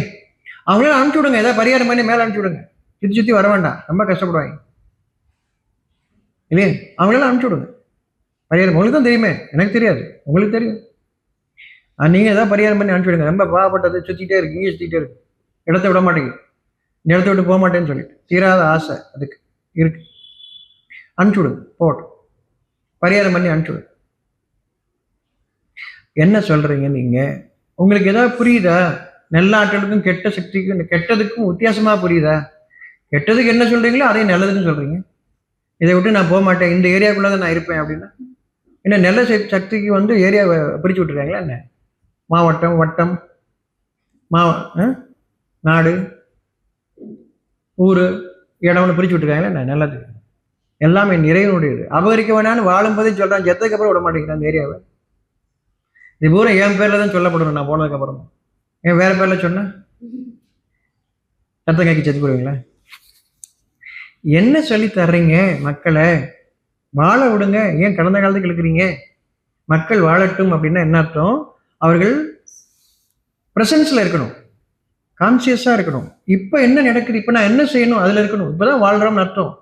கடந்த காலத்தில் இருந்தால் கவலையில் இருப்பீர்கள், வருங்காலத்தை பற்றால் பயத்தில் இருப்பீர்கள். உங்களுக்கு முன்னும் பின்னும் ஆக்குவதெல்லாம் வழிகேடே உங்கள் இறைவன் அறிவிக்கின்றார். உங்களை பின்னாடி முன்னாடியே கொண்டு போயிட்டே இருக்கிறாங்க. நீங்க வாழ விடுங்க. வாழ விடுறது என்ன? நீங்க பிரசன்ட்ல இருக்கணும். பிரசன்ட்ல இருக்கணும்னா உங்களுக்கு கட்டாயம் இருக்கக்கூடாது, நிர்பந்தம் இருக்கக்கூடாது. கட்டாயப்படுத்துறான். அதுதான் கடவுள் சொன்னாரு வேற சொல்றான். எதை சொன்னாலும் கடவுள் சொன்னாருன்னு சொல்லி நம்ம பயமுறுத்துறான். இறைவன் அறிவித்திருந்தால் என் மனம் ஏற்றுக்கொள்ளும். நான் அதை மீறி வேணா செய்வேன், அது வேற விஷயம். அதை நிராகரிச்சுட்டு இருக்கேன்னு அர்த்தம். எனக்குரிய காலம் வரைக்கும் இறைவனை அனுமதிக்கின்றான். அதாவது நான் கொஞ்சம் கொஞ்சம் நல்லது இருக்கு, நான் விட்டு வைக்கிறேன். மறுபடியும் உடனே நான் அதை நிராகரிப்பை நீக்கிறதுக்கான சூழ்நிலையை கொண்டு வருவேன். சாக்லேட் சாப்பிட்டே இருக்கு குழந்தை, இல்லை பெரியவங்களான அப்புறம் கூட இனிப்பு சாக்லேட் வேணா, சாக்லேட் கம்பெனிக்கார கூட கோவம், எனக்கு சாக்லேட்டே சொல்லிட்டு இருக்காங்க இல்லையா? இனிப்பு அதிகப்படியான ஒரு இனிப்பு இல்லையா? நீங்க செஞ்சது பழம் வேறு, நீங்க செய்த இனிப்பு வேறு, ரெண்டு வேறு வேறு. ஒரு கஷ்டம் வந்த பிறகு இனிமேல் நான் இனிப்பை தொடவே மாட்டேன். அது வரைக்கும் சொன்னதெல்லாம் உள்ள போகலையே. அவ கேட்டுட்டு தானே இருக்கிறீங்க, பார்த்துட்டு தானே இருக்கிறீங்க, தெரியத்தானே செய்யுது, அப்படியே விட மாட்டேங்கிறீங்க. இப்படிதான் நம்முடைய நிலைமை, நம்ம நிலைமை இப்படிதான். அப்ப இறைவன் அந்த சூழ்நிலையை கொண்டு வருகிறான். அந்த சூழ்நிலையை கொண்டு வருகின்றான். நாம் நிராகரித்துக் கொண்டிருந்தோமே, அதிலிருந்து நாம் மாறுவதற்கான சூழ்நிலையை என் இறைவன் கொண்டு வருகின்றான். ஒவ்வொரு மனிதனுக்கும், சின்ன குழந்தையா இருந்தாலும் வயசான கூட, சரிப்பா இனிமேல் நான் அப்படி இருக்கிறேன், இனிமேல் நான் குடிக்க மாட்டேன். அப்ப அந்த சூழ்நிலை வராத வரைக்கும் நீங்க கேட்க மாட்டீங்க, அதானே? அதானே பார்த்துட்டு இருக்கீங்க, நீங்களும் செய்யறது அப்படித்தானே? அப்ப அந்த சூழ்நிலையை கொண்டு வருகின்றான். என்னை தண்டிப்பதற்காக நான் என்னுடைய நிராகரிப்பிலிருந்து நான் மீள்வதற்காக. என் இறைவன் அளவற்ற அருளாளர். என்னை அவன் பாதையில் திருப்பும் காரியத்தை நான் இருக்கும் வரை செய்து கொண்டே இருக்கின்றான். நரகம் எப்பொழுது என்றால் நான் நிராகரித்த நிலையிலே இருக்கின்றேன். எனக்கு எந்த நன்மையும் விரும்பாமலேயே இறக்கின்றேன், இறந்து போகின்றேன். எனக்கெல்லாம் இதெல்லாம் கிடைக்காதுப்பா, இதெல்லாம் ஆகாதுப்பா அப்படின்னு அந்த நிராசையிலேயே இறந்து விடாதீர்கள். இறைவன் அறிவிக்கின்றார். நான் இருக்கின்றேன், என்னுடைய பாதையில் திரும்புங்கள், நான் உங்களை திரும்புவதற்கான எல்லா சூழ்நிலையும் நான் கொண்டு வருகின்றேன். எங்கு திரும்புகிறீர்கள், எங்கு ஓடுகிறீர்கள் கேட்கிறான். எந்த பக்கமா ஓடுறீங்க அப்படின்னு.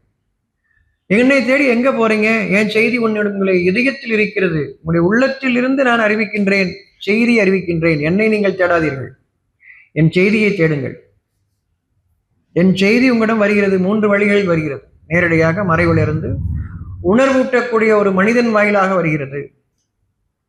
உங்களுடைய செய்தியை கவனியுங்கள். உங்கள் இறைவனுடைய வாக்கு அதில் இருக்கிறது, வழிகாட்டக்கூடியது. நம்மிடம் ஏதேனும் நன்மை இருந்தால் அவன் செவியேற்கும்படி நம்மை வாழும்படி ஆக்கியிருப்பான். வாரிசாக ஆக்கி அதை நமக்கு, அந்த செய்தி நமக்கு உயிரூட்டுவதை நீங்கள் பார்க்கலாம். ஒரு விதை முளைக்கக்கூடிய காலம் தெரியுமா உங்களுக்கு? எப்போ முளைக்கணும்? மண்ணுக்குள்ள போட்டாவே முளைச்சிருமா அப்படின்னு நினைக்கிறீங்களா? அப்ப அது வரைக்கும் அந்த விதையின் ஆற்றல் என்னவாக இருக்கு? இங்கே அடைகாக்கப்படுது. அதற்குரிய காலம் வரும்போது அது விளைச்சலை தருகிறது. இப்படித்தான் மனிதனுடைய இறை செய்தியை மனிதனுக்கு இப்படித்தான் நடக்கும். கையை அப்படி ஆட்டின உடனே அப்படி வந்துடும் நினைச்சுக்கிறீங்க. ஏன்னா அதுக்கும் தனியாக ஸ்பெஷல் குச்சி இருக்கு, மந்திர குச்சி. அதை வச்சு இப்படி ஆட்டினா அப்படியே நடந்துடும். 2 கையை தூக்கிட்டு ஆட்டினாலும் சரி, ஒத்த கையை தூக்கி ஆட்டினாலும் சரி, இடத கையை தூக்கி ஆட்டினாலும் சரி, ஒரு மணி நடக்காது.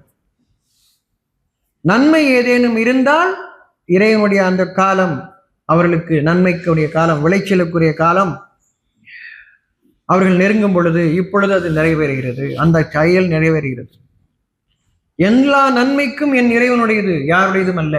எவரொருவரும் எந்த நன்மையும் செய்வதற்கு இல்லை, அவருக்கே நன்மை தேவைப்படுகிறது. புரியுது? அவங்கெல்லாம் செய்திதான் உங்களை ஆக்குகிறது, புரிந்து கொள்ளுங்கள். செய்திதான் உங்களை உயிர் தருகிறது. வாரிசாக நீங்கள் ஆகும் பொழுது இறைவன் அறிவிக்க இறை வாக்கு, நான் என் அடியாரை இந்த உலகத்திற்கு வாரிசாக இருக்கின்றேன், அகிலங்களுக்கு வாரிசாக இருக்கின்றேன் என்று கூறுகின்றான். அப்ப நம்ம வாரிசாக, அணுவளவுக்கும் நாம் வாரிசாக இருந்தால் இப்பொழுது அங்கே அந்த அணுவளவுக்குரிய பல மடங்கு நன்மைக்கு பல மடங்கு இல்லையா, அதற்குரிய தகுதியில் நம்மை அவன் உயிரளிப்பான், வாழும்படி செய்வான், நன்மைகள் தழைத்தும். இந்த காலத்தை யாரும் அறியார். நீங்க அந்த காலத்தை அறிஞ்சுக்கிறது தான் ஜோசியம் பார்க்க போறீங்க, குறிவாக்க போறீங்க. ஒவ்வொருத்தரும் எவருக்கும் அறியாத, நான் எவரவருக்கும் அறிவித்து தரவில்லை என்றான். என்னுடைய அடியார்களை தவிர. அந்த அடியார் இவர் தான், நீங்களா முடிவு பண்ணிக்கிறீங்க. எதை பற்றியும் தெரியாது. எப்படி கண்டுபிடிச்சிங்க? பெரிய தாடி வச்சிருக்காரு, இல்லைன்னா முழுன்னு மொட்டையோட இருக்காரு, ஏதோ ஒன்று சொல்றீங்க. அதாவது அந்த செய்தியை கொண்டு நீங்க அறியல, உருவத்தை கொண்டு தான் பாக்குறீங்க. வெள்ளையா இருக்காரு அப்படி, இல்லைன்னா கருப்பா இருக்காரு, ஒரு மச்சம் கூட அவருக்கு இல்லை, இப்படி ஏதாவது ஒன்று சொல்றீங்க. 6வது விரல வச்சிட்டு இருக்காரு அவரு, இப்படி ஏதாவது சொல்றீங்க, ஏதாவது ஒன்று சொல்றீங்க. அந்த செய்தியை கொண்டு நீங்க அறியல. அந்த செய்தி உங்களோடு காலம், பல காலம் அவர் இருக்கின்றார், அவரை அறிகிறீர்கள், அவர் சொல்லக்கூடிய செய்தி அறிகிறீர்கள். அந்த செய்தி உங்களுக்கு நினைவு வரும். இந்த செய்தி அவங்க சொன்னாங்களே, இது சொன்னாங்களே. ஒரு காலம் வரை நீங்கள் அவர்களை அறிவீர்கள். யாரோ தெரியாதவங்க இல்லை, உங்களுக்கு தெரிஞ்சவங்க. இறை செய்தி நம்மை அடைகாத்து நம்மை இயக்குகிறது. அகிலங்க இயக்கக்கூடிய சக்தி நம்மையும் இயக்குகிறது. இப்பதான் அது நடக்காது, தெரியல, திடீர்னு அப்படி நடக்க ஆரம்பிச்சு. அப்ப அந்த ஆற்றல் நம்மை விட்டு நாம் விலகி கொள்ளும் போது ஆற்றல் நீங்குவதில்லை. அது சர்வமயம் இல்லையா? எல்லா இடங்களிலும் இறை ஆற்றல் நிரம்பி இருக்கிறது. அது தனியாலாம் கிடையாது. நான் தான் விலகி கொண்டேன். அதாவது என்னை சுற்றி நான் அதை விலக்கி கொண்டேன், எண்ணத்தில் நான் விலக்கி கொண்டேன். அதெல்லாம் கேட்க முடியாதுப்பா, அதெல்லாம் செய்ய முடியாது. அப்ப நான் விலகி கொண்டேன், அதற்குள் தான் இருக்கின்றேன், நான் விலகி கொண்டேன். ஆனால் நான் ஏற்றுக்கொள்ள மாட்டேன், நிராகரிக்கிறேன். இப்படி அது காத்து கொண்டு இருக்கிறது. நீங்க விலகிக்கிட்டீங்கன்னா வேற லோகத்துக்கு போறீங்களா என்ன? அங்கே தானே இருக்கிறீங்க. இந்த பிரபஞ்சத்தில் தானே இருக்கிறீங்க, வெளியெங்கும் போயிடலையே, அங்கேதான் இருக்கிறீங்க. நீங்களா வந்து நினைச்சுக்கிறீங்க. ஆக்சுவலா என்ன ஆகுது, விளைவிக்கிறோம். என்னை இந்த அகிலம் நிர்பந்தம் செய்வதில்லை, கட்டாயம் செய்வதில்லை. நன்மையை கவனிக்கிறது ஒரு காலம் வரைக்கும். பின்னர் என்னை திருந்துவதற்கான சூழ்நிலை ஏற்படுத்துகிறது, திருந்தி என்னை வாரிசாகவும் ஆக்கிறது. நான் பணிவுடையவனாக, அதாவது ஏற்றுக்கொள்பவனாக, நன்மையை ஏற்றுக்கொள்பவனாக. கெட்டதை ஏற்றுக்கிட்டா அதுக்குரிய கூலியும், நன்மையை ஏற்றுக்கொண்டால் அதுக்குரிய கூலியும். அப்ப நல்லது கெட்டது பிரித்து காட்டப்படுது. எனக்கு ரெண்டுக்கும் உரிய கூலி உண்டு, எனக்கு உண்டு. ஆனால் எவர் நம்பிக்கை கொண்டு நல்ல செயல்களை செய்கிறாரோ அவருக்கு அழகான நற்கூலி இருக்கிறது. இன்னும் நம்முடைய கட்டளைகளில் லேசானதை அவருக்கு நாம் ஆகமாக்குவோம். அவருக்கு, அவர்களுக்கு, அவருக்கு, அமாவாசை அன்னைக்கு பிறந்தவர்கள், அப்படியா? அவருக்கு என்ன? யார் நன்மையை ஏற்றுக்கொள்கிறார்களோ, நன்மை ஏதேனும் இருக்கின்றால் அவருக்கு நன்றி. கட்டளைகளில் லேசானது. இறைவனுடைய கட்டளை என்ன? நன்மைக்கு நன்மை. இறைவனுடைய கட்டளை தானே. இறைவனுடைய கட்டளை நன்மைக்கு நன்மை, நம்முடைய நல்லெண்ணத்திற்கு நல்லெண்ணம். அதானே லேசானது. நல்லெண்ணத்துக்கு, நல்லதுக்கு கெட்டது வந்தாலும் கஷ்டம், கெட்டதுக்கு நல்லது வந்தாலும் கஷ்டம், இல்லையா? அப்படியே இல்லையா? கெட்டதுக்கு நல்லது வந்தால் எப்படி கஷ்டம் கேட்குறீங்களா? கேட்குறீங்களா? இப்போ நீங்கள் தப்பு பண்ணுறீங்கம்மா, அது கெட்டது இல்லையா? உங்கள் புள்ள வந்து சொல்லித்தர்றான் இந்த மாதிரி பண்ணுறது அப்படின்னு. அவன் நல்லா தான் சொல்கிறான், ஆனால் உங்களுக்கு அது கெட்டதாக இருக்கு இல்லையா, கஷ்டமாக இருக்கு இல்லையா? இல்லையா? இவனோட நாமளே மறைச்சு வைக்கிறவங்க வந்து சொல்லிக் கொடுக்குறான் அப்படின்னு. அவன் பண்ணது நல்லது தானே, நல்ல விஷயம் சொல்கிறான், உங்களுக்கும் சொல்கிறான். உங்களுக்கு சொன்னாலே உங்களுக்கு கஷ்டமாக இருக்குது, நீங்கள் வெளியே போய் சொல்ல வேண்டிய அவசியம் இல்லை. உங்கள்கிட்ட சொன்னாலே உங்களுக்கு கஷ்டமாக இருக்கு இல்லையா? நல்லது உங்களுக்கு கஷ்டமாக இருக்கா இல்லையா? அப்போ நல்லதுக்கு நல்லது தான் லேசானது. இறைவனுடைய கட்டளை என்னது? நன்மைக்கு நன்மை, தீமைக்கு தீமை. அப்போ அவர்களுக்கு கெட்டவற்றை எளிதாக்குவோம், அவங்களுக்கு இவங்களுக்கு நல்லவற்றை எளிதாக்குவோம். அவன் பொருளை எடுன்னு சொன்னா அவங்களுக்கு கை காலம் நடக்குது, உதறுது, அவனுக்கு அதுதான் லேசா இருக்கு. இதுதானே நான் பண்ணிடுறேன், எவ்வளோ வேகமாக பண்ணுறேன் பாரு, அவனுக்கே தெரியாத மாதிரி பண்ணுறேன் இல்லையா? அவனுக்கு அது லேசா இருக்கு இல்லையா? அரிய பலன்களும் அப்படிதான். அப்போ இறை கட்டளைகளில் லேசான, அவளுக்கு இறை கட்டளைகளில், நம்முடைய கட்டளைகளில், நம்முடைய கட்டளைன்னா இறை கட்டளை, இறைவனுடைய வாக்கதை லேசானதை அவருக்கு நாம் ஆகமாக்குவோம் இல்லையா? அப்போ லேசானது நன்மை தருவோம்னு அர்த்தம். நல்லதை அவர்களுக்கு நாம் தருவோம். இப்போ இறை கட்டளை நன்மைக்கு நன்மை, தீமைக்கு தீமை, இது இறை கட்டளை. அகிலங்களுக்கான கட்டளை, மனிதர்களுக்கும். மனிதன் நன்மையை விரும்பினால் அகிலங்கள் அவனுக்கு நன்மை செய்யும். மனிதன் கெட்டவற்றை விரும்பினால் அகிலங்கள் அவனுக்கு எதிராக. யாரும் பாதுகாக்க முடியாது. என் இறைவன் தருவதை யாரும் தடுக்க முடியாது, அவன் தடுத்ததை யாரும் கொடுக்க முடியாது. எப்படி நடக்குதுன்னு புரியுது? அப்போ நன்மையை தான் அவன் ஆகமாக்கி இருக்கிறான், லேசாக்கி இருக்கிறான். நீங்கள் நன்மையை மறுத்தீர்கள் என்றால் தீமை வருவதை எவரும் தடுக்க முடியாது. அதுதான் அகிலங்களுக்கு இடப்பட்ட கட்டளை. மனிதன் எதை விரும்புகிறான கொடுங்கள், கெட்டதை விரும்பினால் கெட்டதை கொடுங்கள், கட்டளை. உங்களுக்கு அது கஷ்டமா இருக்கு, நீங்கள் தான் விரும்பினீர்கள். இத்தனை பேரை எப்படி அவனால சமாளிக்க முடியுது, ப்ரோக்ராம் எழுத முடியுது அப்படி யோசனை பண்ணீங்கன்னா, ஒவ்வொரு பொருளுக்குமே, ஒவ்வொரு அணுவுக்குமே ப்ரோக்ராம் இருக்கு. இன்டெலிஜென்ஸ்னா என்ன தமிழ்ல?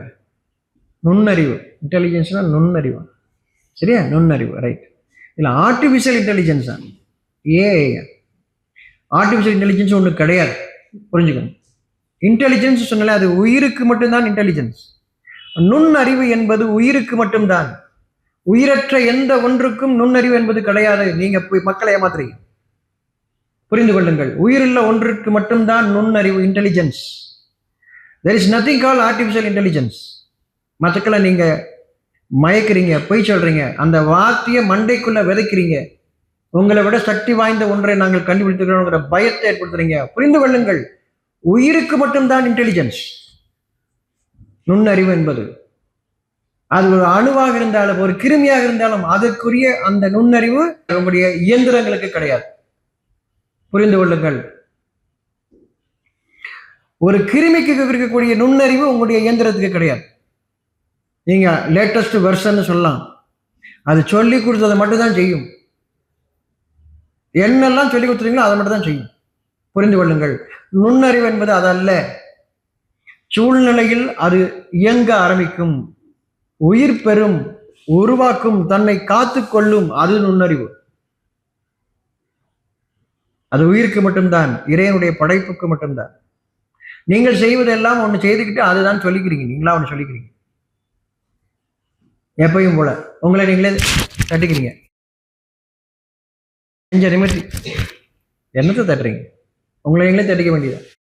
தட்டிக்கிட்டு நான் தான் படைச்சவன்னு சொல்லிக்கிறீங்க, நான் கிரியேட்டர் அப்படின்னு சொல்றீங்க. புரிஞ்சுக்கங்க, நுண்ணறிவு என்பது உயிருக்கு மட்டும்தான். உயிரற்ற எந்த ஒன்றுக்கும் எந்த நுண்ணறிவும் கிடையாது. ஒரு மண்ணுக்கு கூட அது உயிரோட இருக்கும்போது நுண்ணறிவு உண்டு. அதுக்கு அதில் உள்ள உயிர்கள், அதுக்குள்ள உயிர் இருக்கு, நீங்க பார்க்காத இருக்கு. அதுதான் அந்த வேலை செய்கிறது. நீங்கள் கண்டுபிடித்த சொல்லக்கூடிய எந்த ஒரு இயந்திரமும் அதுக்கு எந்த நுண்ணறிவும் கிடையாது, சொல்லிக் கொடுத்தது செய்யக்கூடியது. அதனால் ஏஐ வந்துருச்சு, எல்லாத்தையும் ஒன்றும் செய்யாது. ஞாபகம், உங்களை மிகைக்க முடியாது. நீங்கள் உயிர்ந்தவர்களாக இருந்தால், உங்கள் இறைவனுக்கு பணிந்தவர்களாக இருந்தால், அகிலங்கள் உங்களுக்கு தான் கட்டுப்படும், அதற்கல்ல. இவங்க பயமுறுத்திட்டே இருக்காங்க, மக்களை பயமுறுத்திட்டே இருக்காங்க. சரியா? புரியுதா? There is nothing called artificial intelligence. Wrong information, தப்பான ஒரு விஷயத்த மனுஷன் மண்டைக்குள்ள ஏத்துறாங்க, மனுஷனை பயமுறுத்துறதுக்காக ஏத்துறாங்க. அது அழிவு காரியம் மட்டும் தான் செய்யும். அதுக்கு உயிர் இல்லை, அது ஒரு இயந்திரம் மட்டும் பாருங்க, அவ்வளவு. இப்ப நல்ல மனுஷங்க கையில கிடைச்சா நல்லது செய்வான், கெட்ட மனுஷங்க கையில கெட்டதான் செய்யும், இல்லையா? அப்ப அதை இயக்குறது தானாக இயங்குறவங்களை பேச்செல்லாம் விடுங்க. அது ஒரு உயிர் போதும் அதை அழிப்பதற்கு. ஒரே ஒரு உயிர் போதும். அந்த உயிர் தானாக அந்த காரியத்தை செய்யும். ஏனென்றால் அந்த உயிர் ஏன் அந்த காரியம் செய்து? மனிதனின் மனதில் ஏற்படும் அந்த எண்ணத்திற்கு அந்த அகிலங்கள் இயங்க வேண்டும். நல்ல மனிதனுடைய ஒரு எண்ணம் இருக்கு இல்லையா, அந்த எண்ணத்திற்கு அந்த உயிர் அந்த காரியத்தை செய்யும். புரிந்து கொள்ளுங்க, உங்கள் இறைவனுடைய ஆற்றல். அவன் படைப்பாளன், அவன் மட்டும்தான் படைப்பாளன். நீங்கள் படைப்பாளர்கள் அல்ல. சொல்லிக்கோங்க, வேண்டாம் அக்கிரமம் பண்ணிட்டு படைப்பாளன்னு சொல்லி கிரியேட்டர்ன்னு சொல்றேன். உங்களை நீங்களே கிரியேட்டர்ன்னு சொல்லி இல்லை. நாம் நம் இறைவனுக்கு பணிந்தவர்களாக மனிதர்களாக வாழ்வோம். கடவுளாக முயற்சி பண்ணாதீங்க. நீங்கள் ஒட்டுமொத்த சக்தியும் பயன்படுத்தி ஒரு ஈயை கூட உங்களால் படைக்க முடியாது. ஈயை காப்பி பண்ணி ஒரு ஈ மாதிரி ஒரு இயந்திரத்தை படம் படைப்பீங்க, ஆனா அது ஈ கிடையாது. அந்த ஈக்கு நுண்ணறிவு இருக்கு, நீங்க படைச்ச அந்த ஈக்கு நுண்ணறிவு கிடையாது, அது ஒரு இயந்திரம். புரிஞ்சுங்க. You can only mimic. நடிக்க சொல்லிட்டு நஜம் நம்ப வைப்பீங்க இல்லையா? நடிக்கிறது பூரா நஜம் நம்புறீங்க இல்லையா? நடிப்பு தான் வாழ்க்கைன்னு விரும்புறீங்க, அதை தான் தேர்ந்தெடுக்கவும் செய்றீங்க. புரியல நமக்கு. அந்த புரிதல் இல்லாமல் இருக்கிறத அதிகப்படுத்திட்டே இருக்கிறான், பயமுறுத்திட்டே இருக்கிறான். அவனும் பயமுறுத்துறான். நான் மனிதன் என்பதை எனக்கு நினைவூட்டுவது இறைச்செய்தி. உயிருள்ள மனிதன், இதற்கு மேலாக எதுவும் இல்லை என்பதை உணர்ந்து கொள்ளுங்கள். அந்த உயிருள்ள மனிதன் இப்பொழுது அறிவு தேடுங்கள். அது உங்கள் இறைவனிருந்து மட்டும்தான். எந்த புத்தகத்திலையும் யார்ட்டையும் கேட்கலாம், அதை உள்ள இயங்கணும் இல்லை, உங்களை இயக்கணும் இல்லை. அதை படிச்சீங்க, கேட்டீங்க, ஆனா உங்களை இயக்கணும் இல்லை. அது யார் பண்ணுவாங்க? அதனாலதான் யாரும் உரிமை கொண்டாடாதீங்க. என் ஆசிரியர் தான் என்னை இவ்வாறு, அதெல்லாம் ஆசிரியர் அல்ல, ஒரு மண்ணும் அல்ல. உங்களை இயக்கியது உங்களுடைய இறைவன். வழிகாட்டுபவர்கள் உண்டு. அவர்கள் எங்கு வழிகாட்டுகிறார்கள்? நம்முடைய உள்ளத்தின் பாதையில் வழிகாட்டுகிறார்கள், தன் பாதையில் அல்ல. வழிகாட்டி தனக்கு கிரெடிட் எடுத்துக்காது. ஒரு சேலம் போறதுக்கான பாதை எழுதி வச்சிருக்காங்க போர்டில், சேலம் இப்படி அம்புக்குறி போட்டு. அப்போ அது பாதை தான் காட்டுது, உங்களை கொண்டு சேலத்தை கொண்டு விட்டுறாது இல்லைல்ல. அந்த பாதையை பார்த்து நீங்கள் தான் போகணும் இல்லையா? அப்போ இறை செய்தி அறிவிப்பார்கள் உங்களுக்கு உங்களுடைய உள்ளத்தின் பாதையில் திருப்பிறார்கள். நீங்கள் தான் செய்கிறீர்கள், ஆளு உங்களை எங்கே கொண்டு சேர்க்கறது இல்லை. அவர் என்னை உள்ளே கூட்டு போய் நேர கடவுள்கிட்ட விட்டுட்டு வந்துடுவார். யாரையும் கூட்டலாம் போக முடியாது. ஞாபகம், எனக்காக இவங்க சிபாரிசு பண்ணி மெயின் கேட் வழியாக கூட்டு போயிடுவார் இவர். என்ன பின்வாசல் வேலையை திறந்து நின்றுட்டே இருப்பாரு, நீ வந்தேன்னா என்னை மட்டும் திறந்து உள்ள விட்டுருவாரு அப்படின்னு சொல்லிட்டீங்கன்னா அப்படிலாம் இது நடக்காது. யாரும் உங்களை கூட்டு போறது கிடையாது. அவர்கள் உங்களுக்கு உங்களுடைய செய்தியை உங்களுக்கு அறிவிக்கிறாங்க, உள்ளத்திற்கான செய்தி அறிவிக்கிறார்கள். அந்த செய்தி நீங்கள் வாரிசாக ஆகும் பொழுது அந்த செய்தி உங்களை இயக்குகிறது, உங்களை உங்களுடைய இடத்திற்கு கொண்டு போய் சேர்க்கிறது, நீங்கள் எங்கு செல்ல வேண்டுமோ அங்கே கொண்டு சேர்க்கிறது. நீங்கள் உங்கள் வாழ்க்கை பயணம் தொடர்ச்சியாக இருந்து கொண்டிருக்க போகிறது. யாரும் யாரையும் சேர்க்க மாட்டார்கள், புரிந்து கொள்ளுங்கள். வழிகாட்டிகள் உங்களுடைய பாதையில் திருப்புகிறார்களே தவிர என் பின்னாடியே வந்துருங்கப்பா யாரோ தலையை குனிஞ்சுக்கிட்டே வந்துருங்க அங்கிட்டு பாத்துறாதீங்க, நேரம் குனிஞ்சுக்கிட்டே என் பின்னாடியே காலை பார்த்துட்டே வந்துருங்க, இதெல்லாம் சொல்ல மாட்டாங்க. என் நம்பி தெரியுறீங்க, அதனால சமாதியும் விட மாட்டேங்கிறீங்க. எங்கப்பா அந்த சமாதி இருக்குன்னு தேடி வர்றீங்க.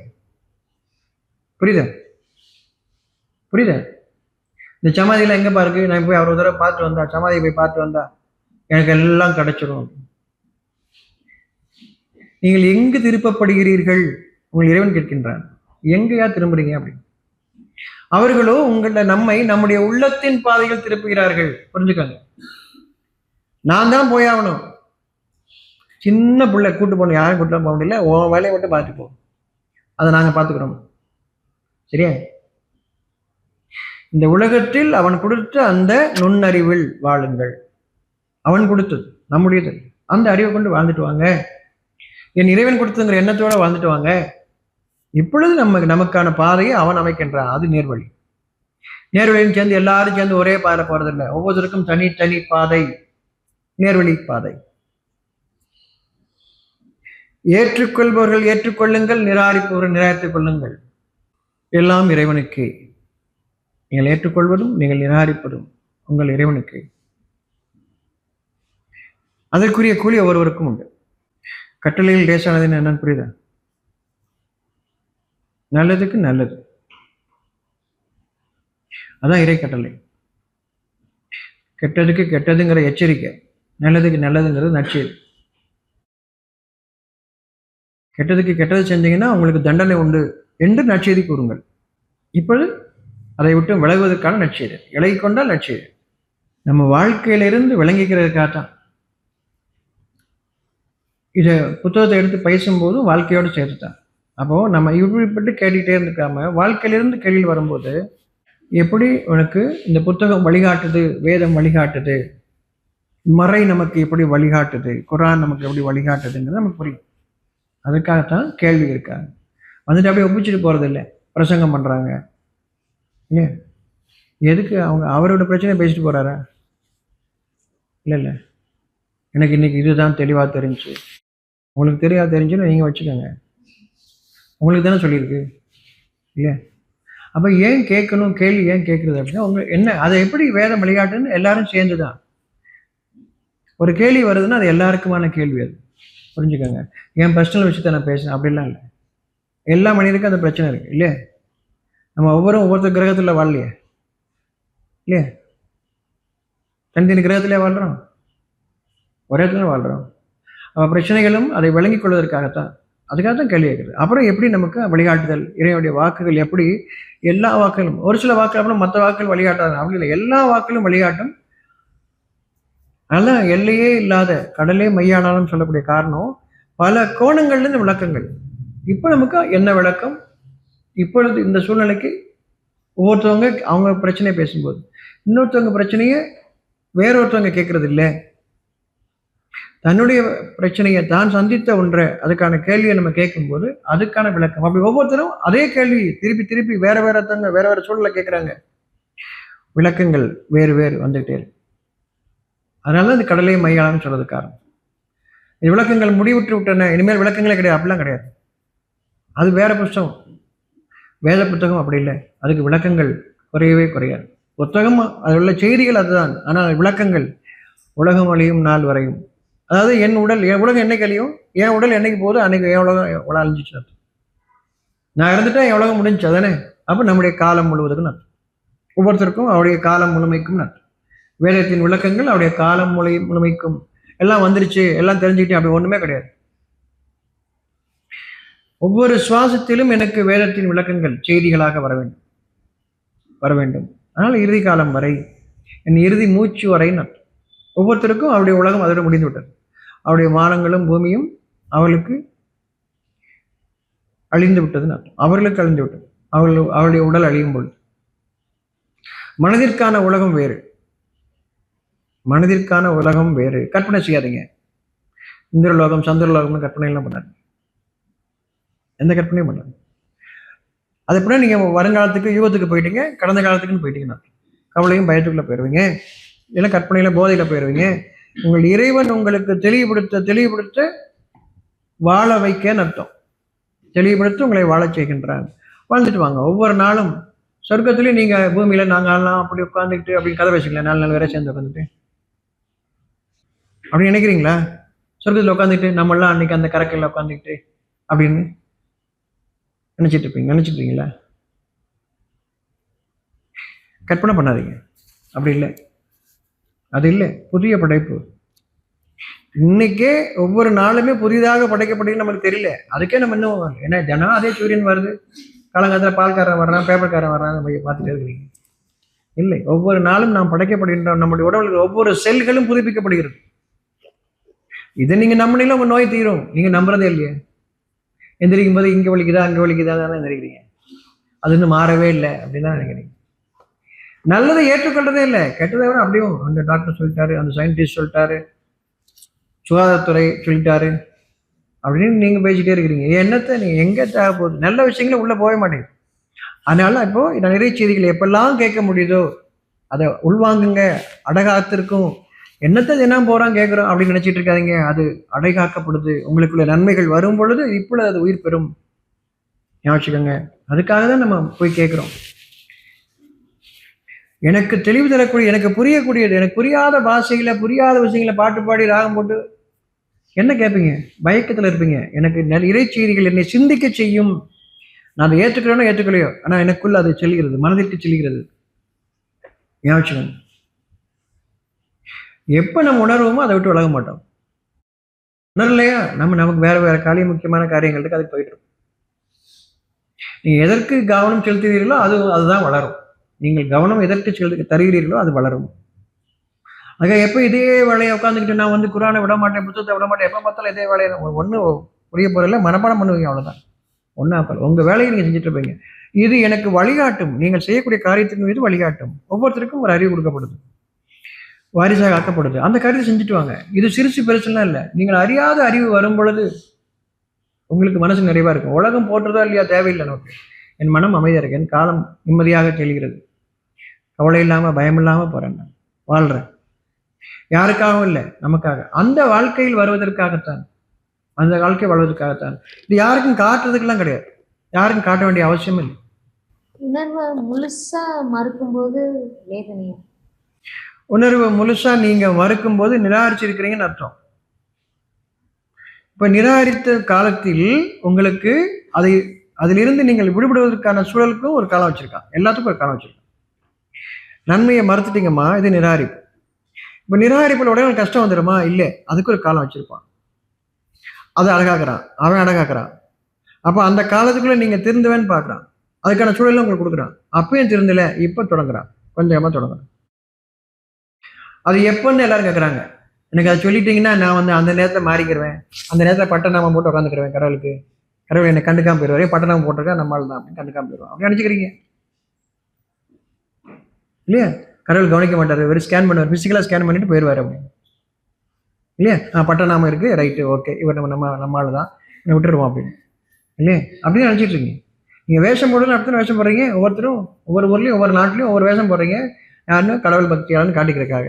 கடவுள் அதை பார்க்கறதே இல்லை. உங்க உடம்புல நீங்க செய்யக்கூடியதை பார்க்கறதே இல்லை, உங்க மனசு பார்க்குறான். கடவுள் வர வேண்டிய அவசியம் இல்லை. ஒரு அணு போதும், காற்றில் உள்ள ஒரு அணு போதும், ஒரு துகள் போதும், ஒரு தூசி போதும், உங்களுக்கு மூச்சு திணறல் வந்துடும் உங்களுக்கு. நீங்கள் கடவுளை நேரில் ஸ்கேன் பண்ணி விசாரிச்சுட்டு அப்படி நினைச்சிட்டு இருக்கீங்க இல்லையா? அவர் என்னைக்கு கடந்து இத்தனையும் கடந்து நம்மள்கிட்ட வரும்போது அன்னைக்கு பார்த்துக்கலாம். ரொம்ப நாளாக நம்மகிட்ட வர்றதுக்கு அப்படி யோசனை பண்ணி அப்படிலாம் யோசனை பண்றீங்க. 2வது அப்ளிகேஷன் போட்டால் தான் அவரே திரும்பி பார்ப்பாரு. நாங்கள் எத்தனை அப்ளிகேஷன் போட்டிருக்கேன் அவர் பார்க்கவே இல்லை, எனக்கு தண்டனை கொடுக்க மட்டும் உடனே வந்துடுவாருக்கும். அப்படிதான் வச்சிருப்பீங்க இல்லையா? அதான் நினைக்கிறீங்க. ஒரு அணு போதும். ஒவ்வொரு அணுவும் அவன் கட்டளைக்கு கீழ்ப்படிந்தது. அகிலங்கள் யாவும், உயிருள்ள யாவும், உயிருள்ள உயிரற்ற யாவும், இறந்தவற்றிலிருந்து உயிர் கொடுப்பவன் அவன்தான். உயிர் உள்ளதிலிருந்து இறந்தவற்றை வெளியாக்குவனும் அவன் தான். நம்ம என்ன நினைச்சிட்டு இருக்கீங்க? இதுக்கெல்லாம் உயிரே கிடையாது அப்படின்னு நினைச்சிட்டு இருக்கீங்க. அவன் நாடினா அதற்கு உயிர் உருவாகும். உங்களுக்கு என்ன செய்ய வேண்டுமோ அதை செய்யும். உங்கள் நன்மைக்குரிய கூலியை கொடுக்கும், உங்கள் தீமைக்குரிய கூலியை கொடுக்கும். அறிந்து கொள்ளுங்கள். அறிவிப்பவன் அவன். ஞாபகத்துக் கொள்ளுங்க. உங்களுக்கு ஆர்டிஃபிஷியல் இன்டெலிஜென்ஸ் கிடையாது. அறிவிப்பவன் அவன். இறந்தது உயிர் பெறும் அந்த இடத்துல. நம்மளை சுற்றி எதுவுமே இல்லையே, உயிர் உள்ளது எதுவுமே இல்லையா நினைச்சிட்டீங்க. ஒரு கிருமி கூட இல்லை. நான் ஸ்கேன் பண்ணிட்டேன், ஃபுல்லா ஆன்டிபயோட்டிக் வந்து தெளிச்சு மொத்தமா வச்சிருக்கேன், உட்காந்துட்டு இருக்கேன் நினைச்சிட்டு இருக்கீங்க நீங்க. அவன் அறிவித்தால் அது உயிர் பெறும். அங்கே நீங்க அதை உங்கள் இறைவனை என்ன நினைத்துக் கொண்டீர்கள் கேட்கிறேன். உங்கள் இறைவனை பற்றி அவருடைய எண்ணம் தான் அவர்களை இவ்வாறு ஆக்கியதுன்னு சொன்ன. மனுஷனா இருந்தா நமக்கு இறைவனை பற்றி புரியும். நம்ம மனுஷனாவே இல்லை, நம்ம கடவுளாக முயற்சி பண்ணிட்டு இருக்கோம். அப்படித்தான் கடவுளை பார்க்க முடியணும். நீங்க மனுஷனா இருந்தா தான் கடவுளை பார்க்க முடியும். நீங்க மகானா ஆனா கடவுளை பார்க்க முடியாது. நீங்க சித்தரானாலும் கடவுளை பார்க்க முடியாது. முனியா மாறினாலும் ரிஷியா மாறினாலும் சரி கடவுளை பார்க்க முடியாது. நீங்க மனுஷனா இருந்தா கடவுளை பார்க்க முடியும். ஏன்னா உங்களை மனுஷனா தான் படைச்சான். உங்களை இன்னும் நல்லா மாற சொல்ல. மனிதனைத்தான் நான் படைத்தேன்னு சொல்றேன்.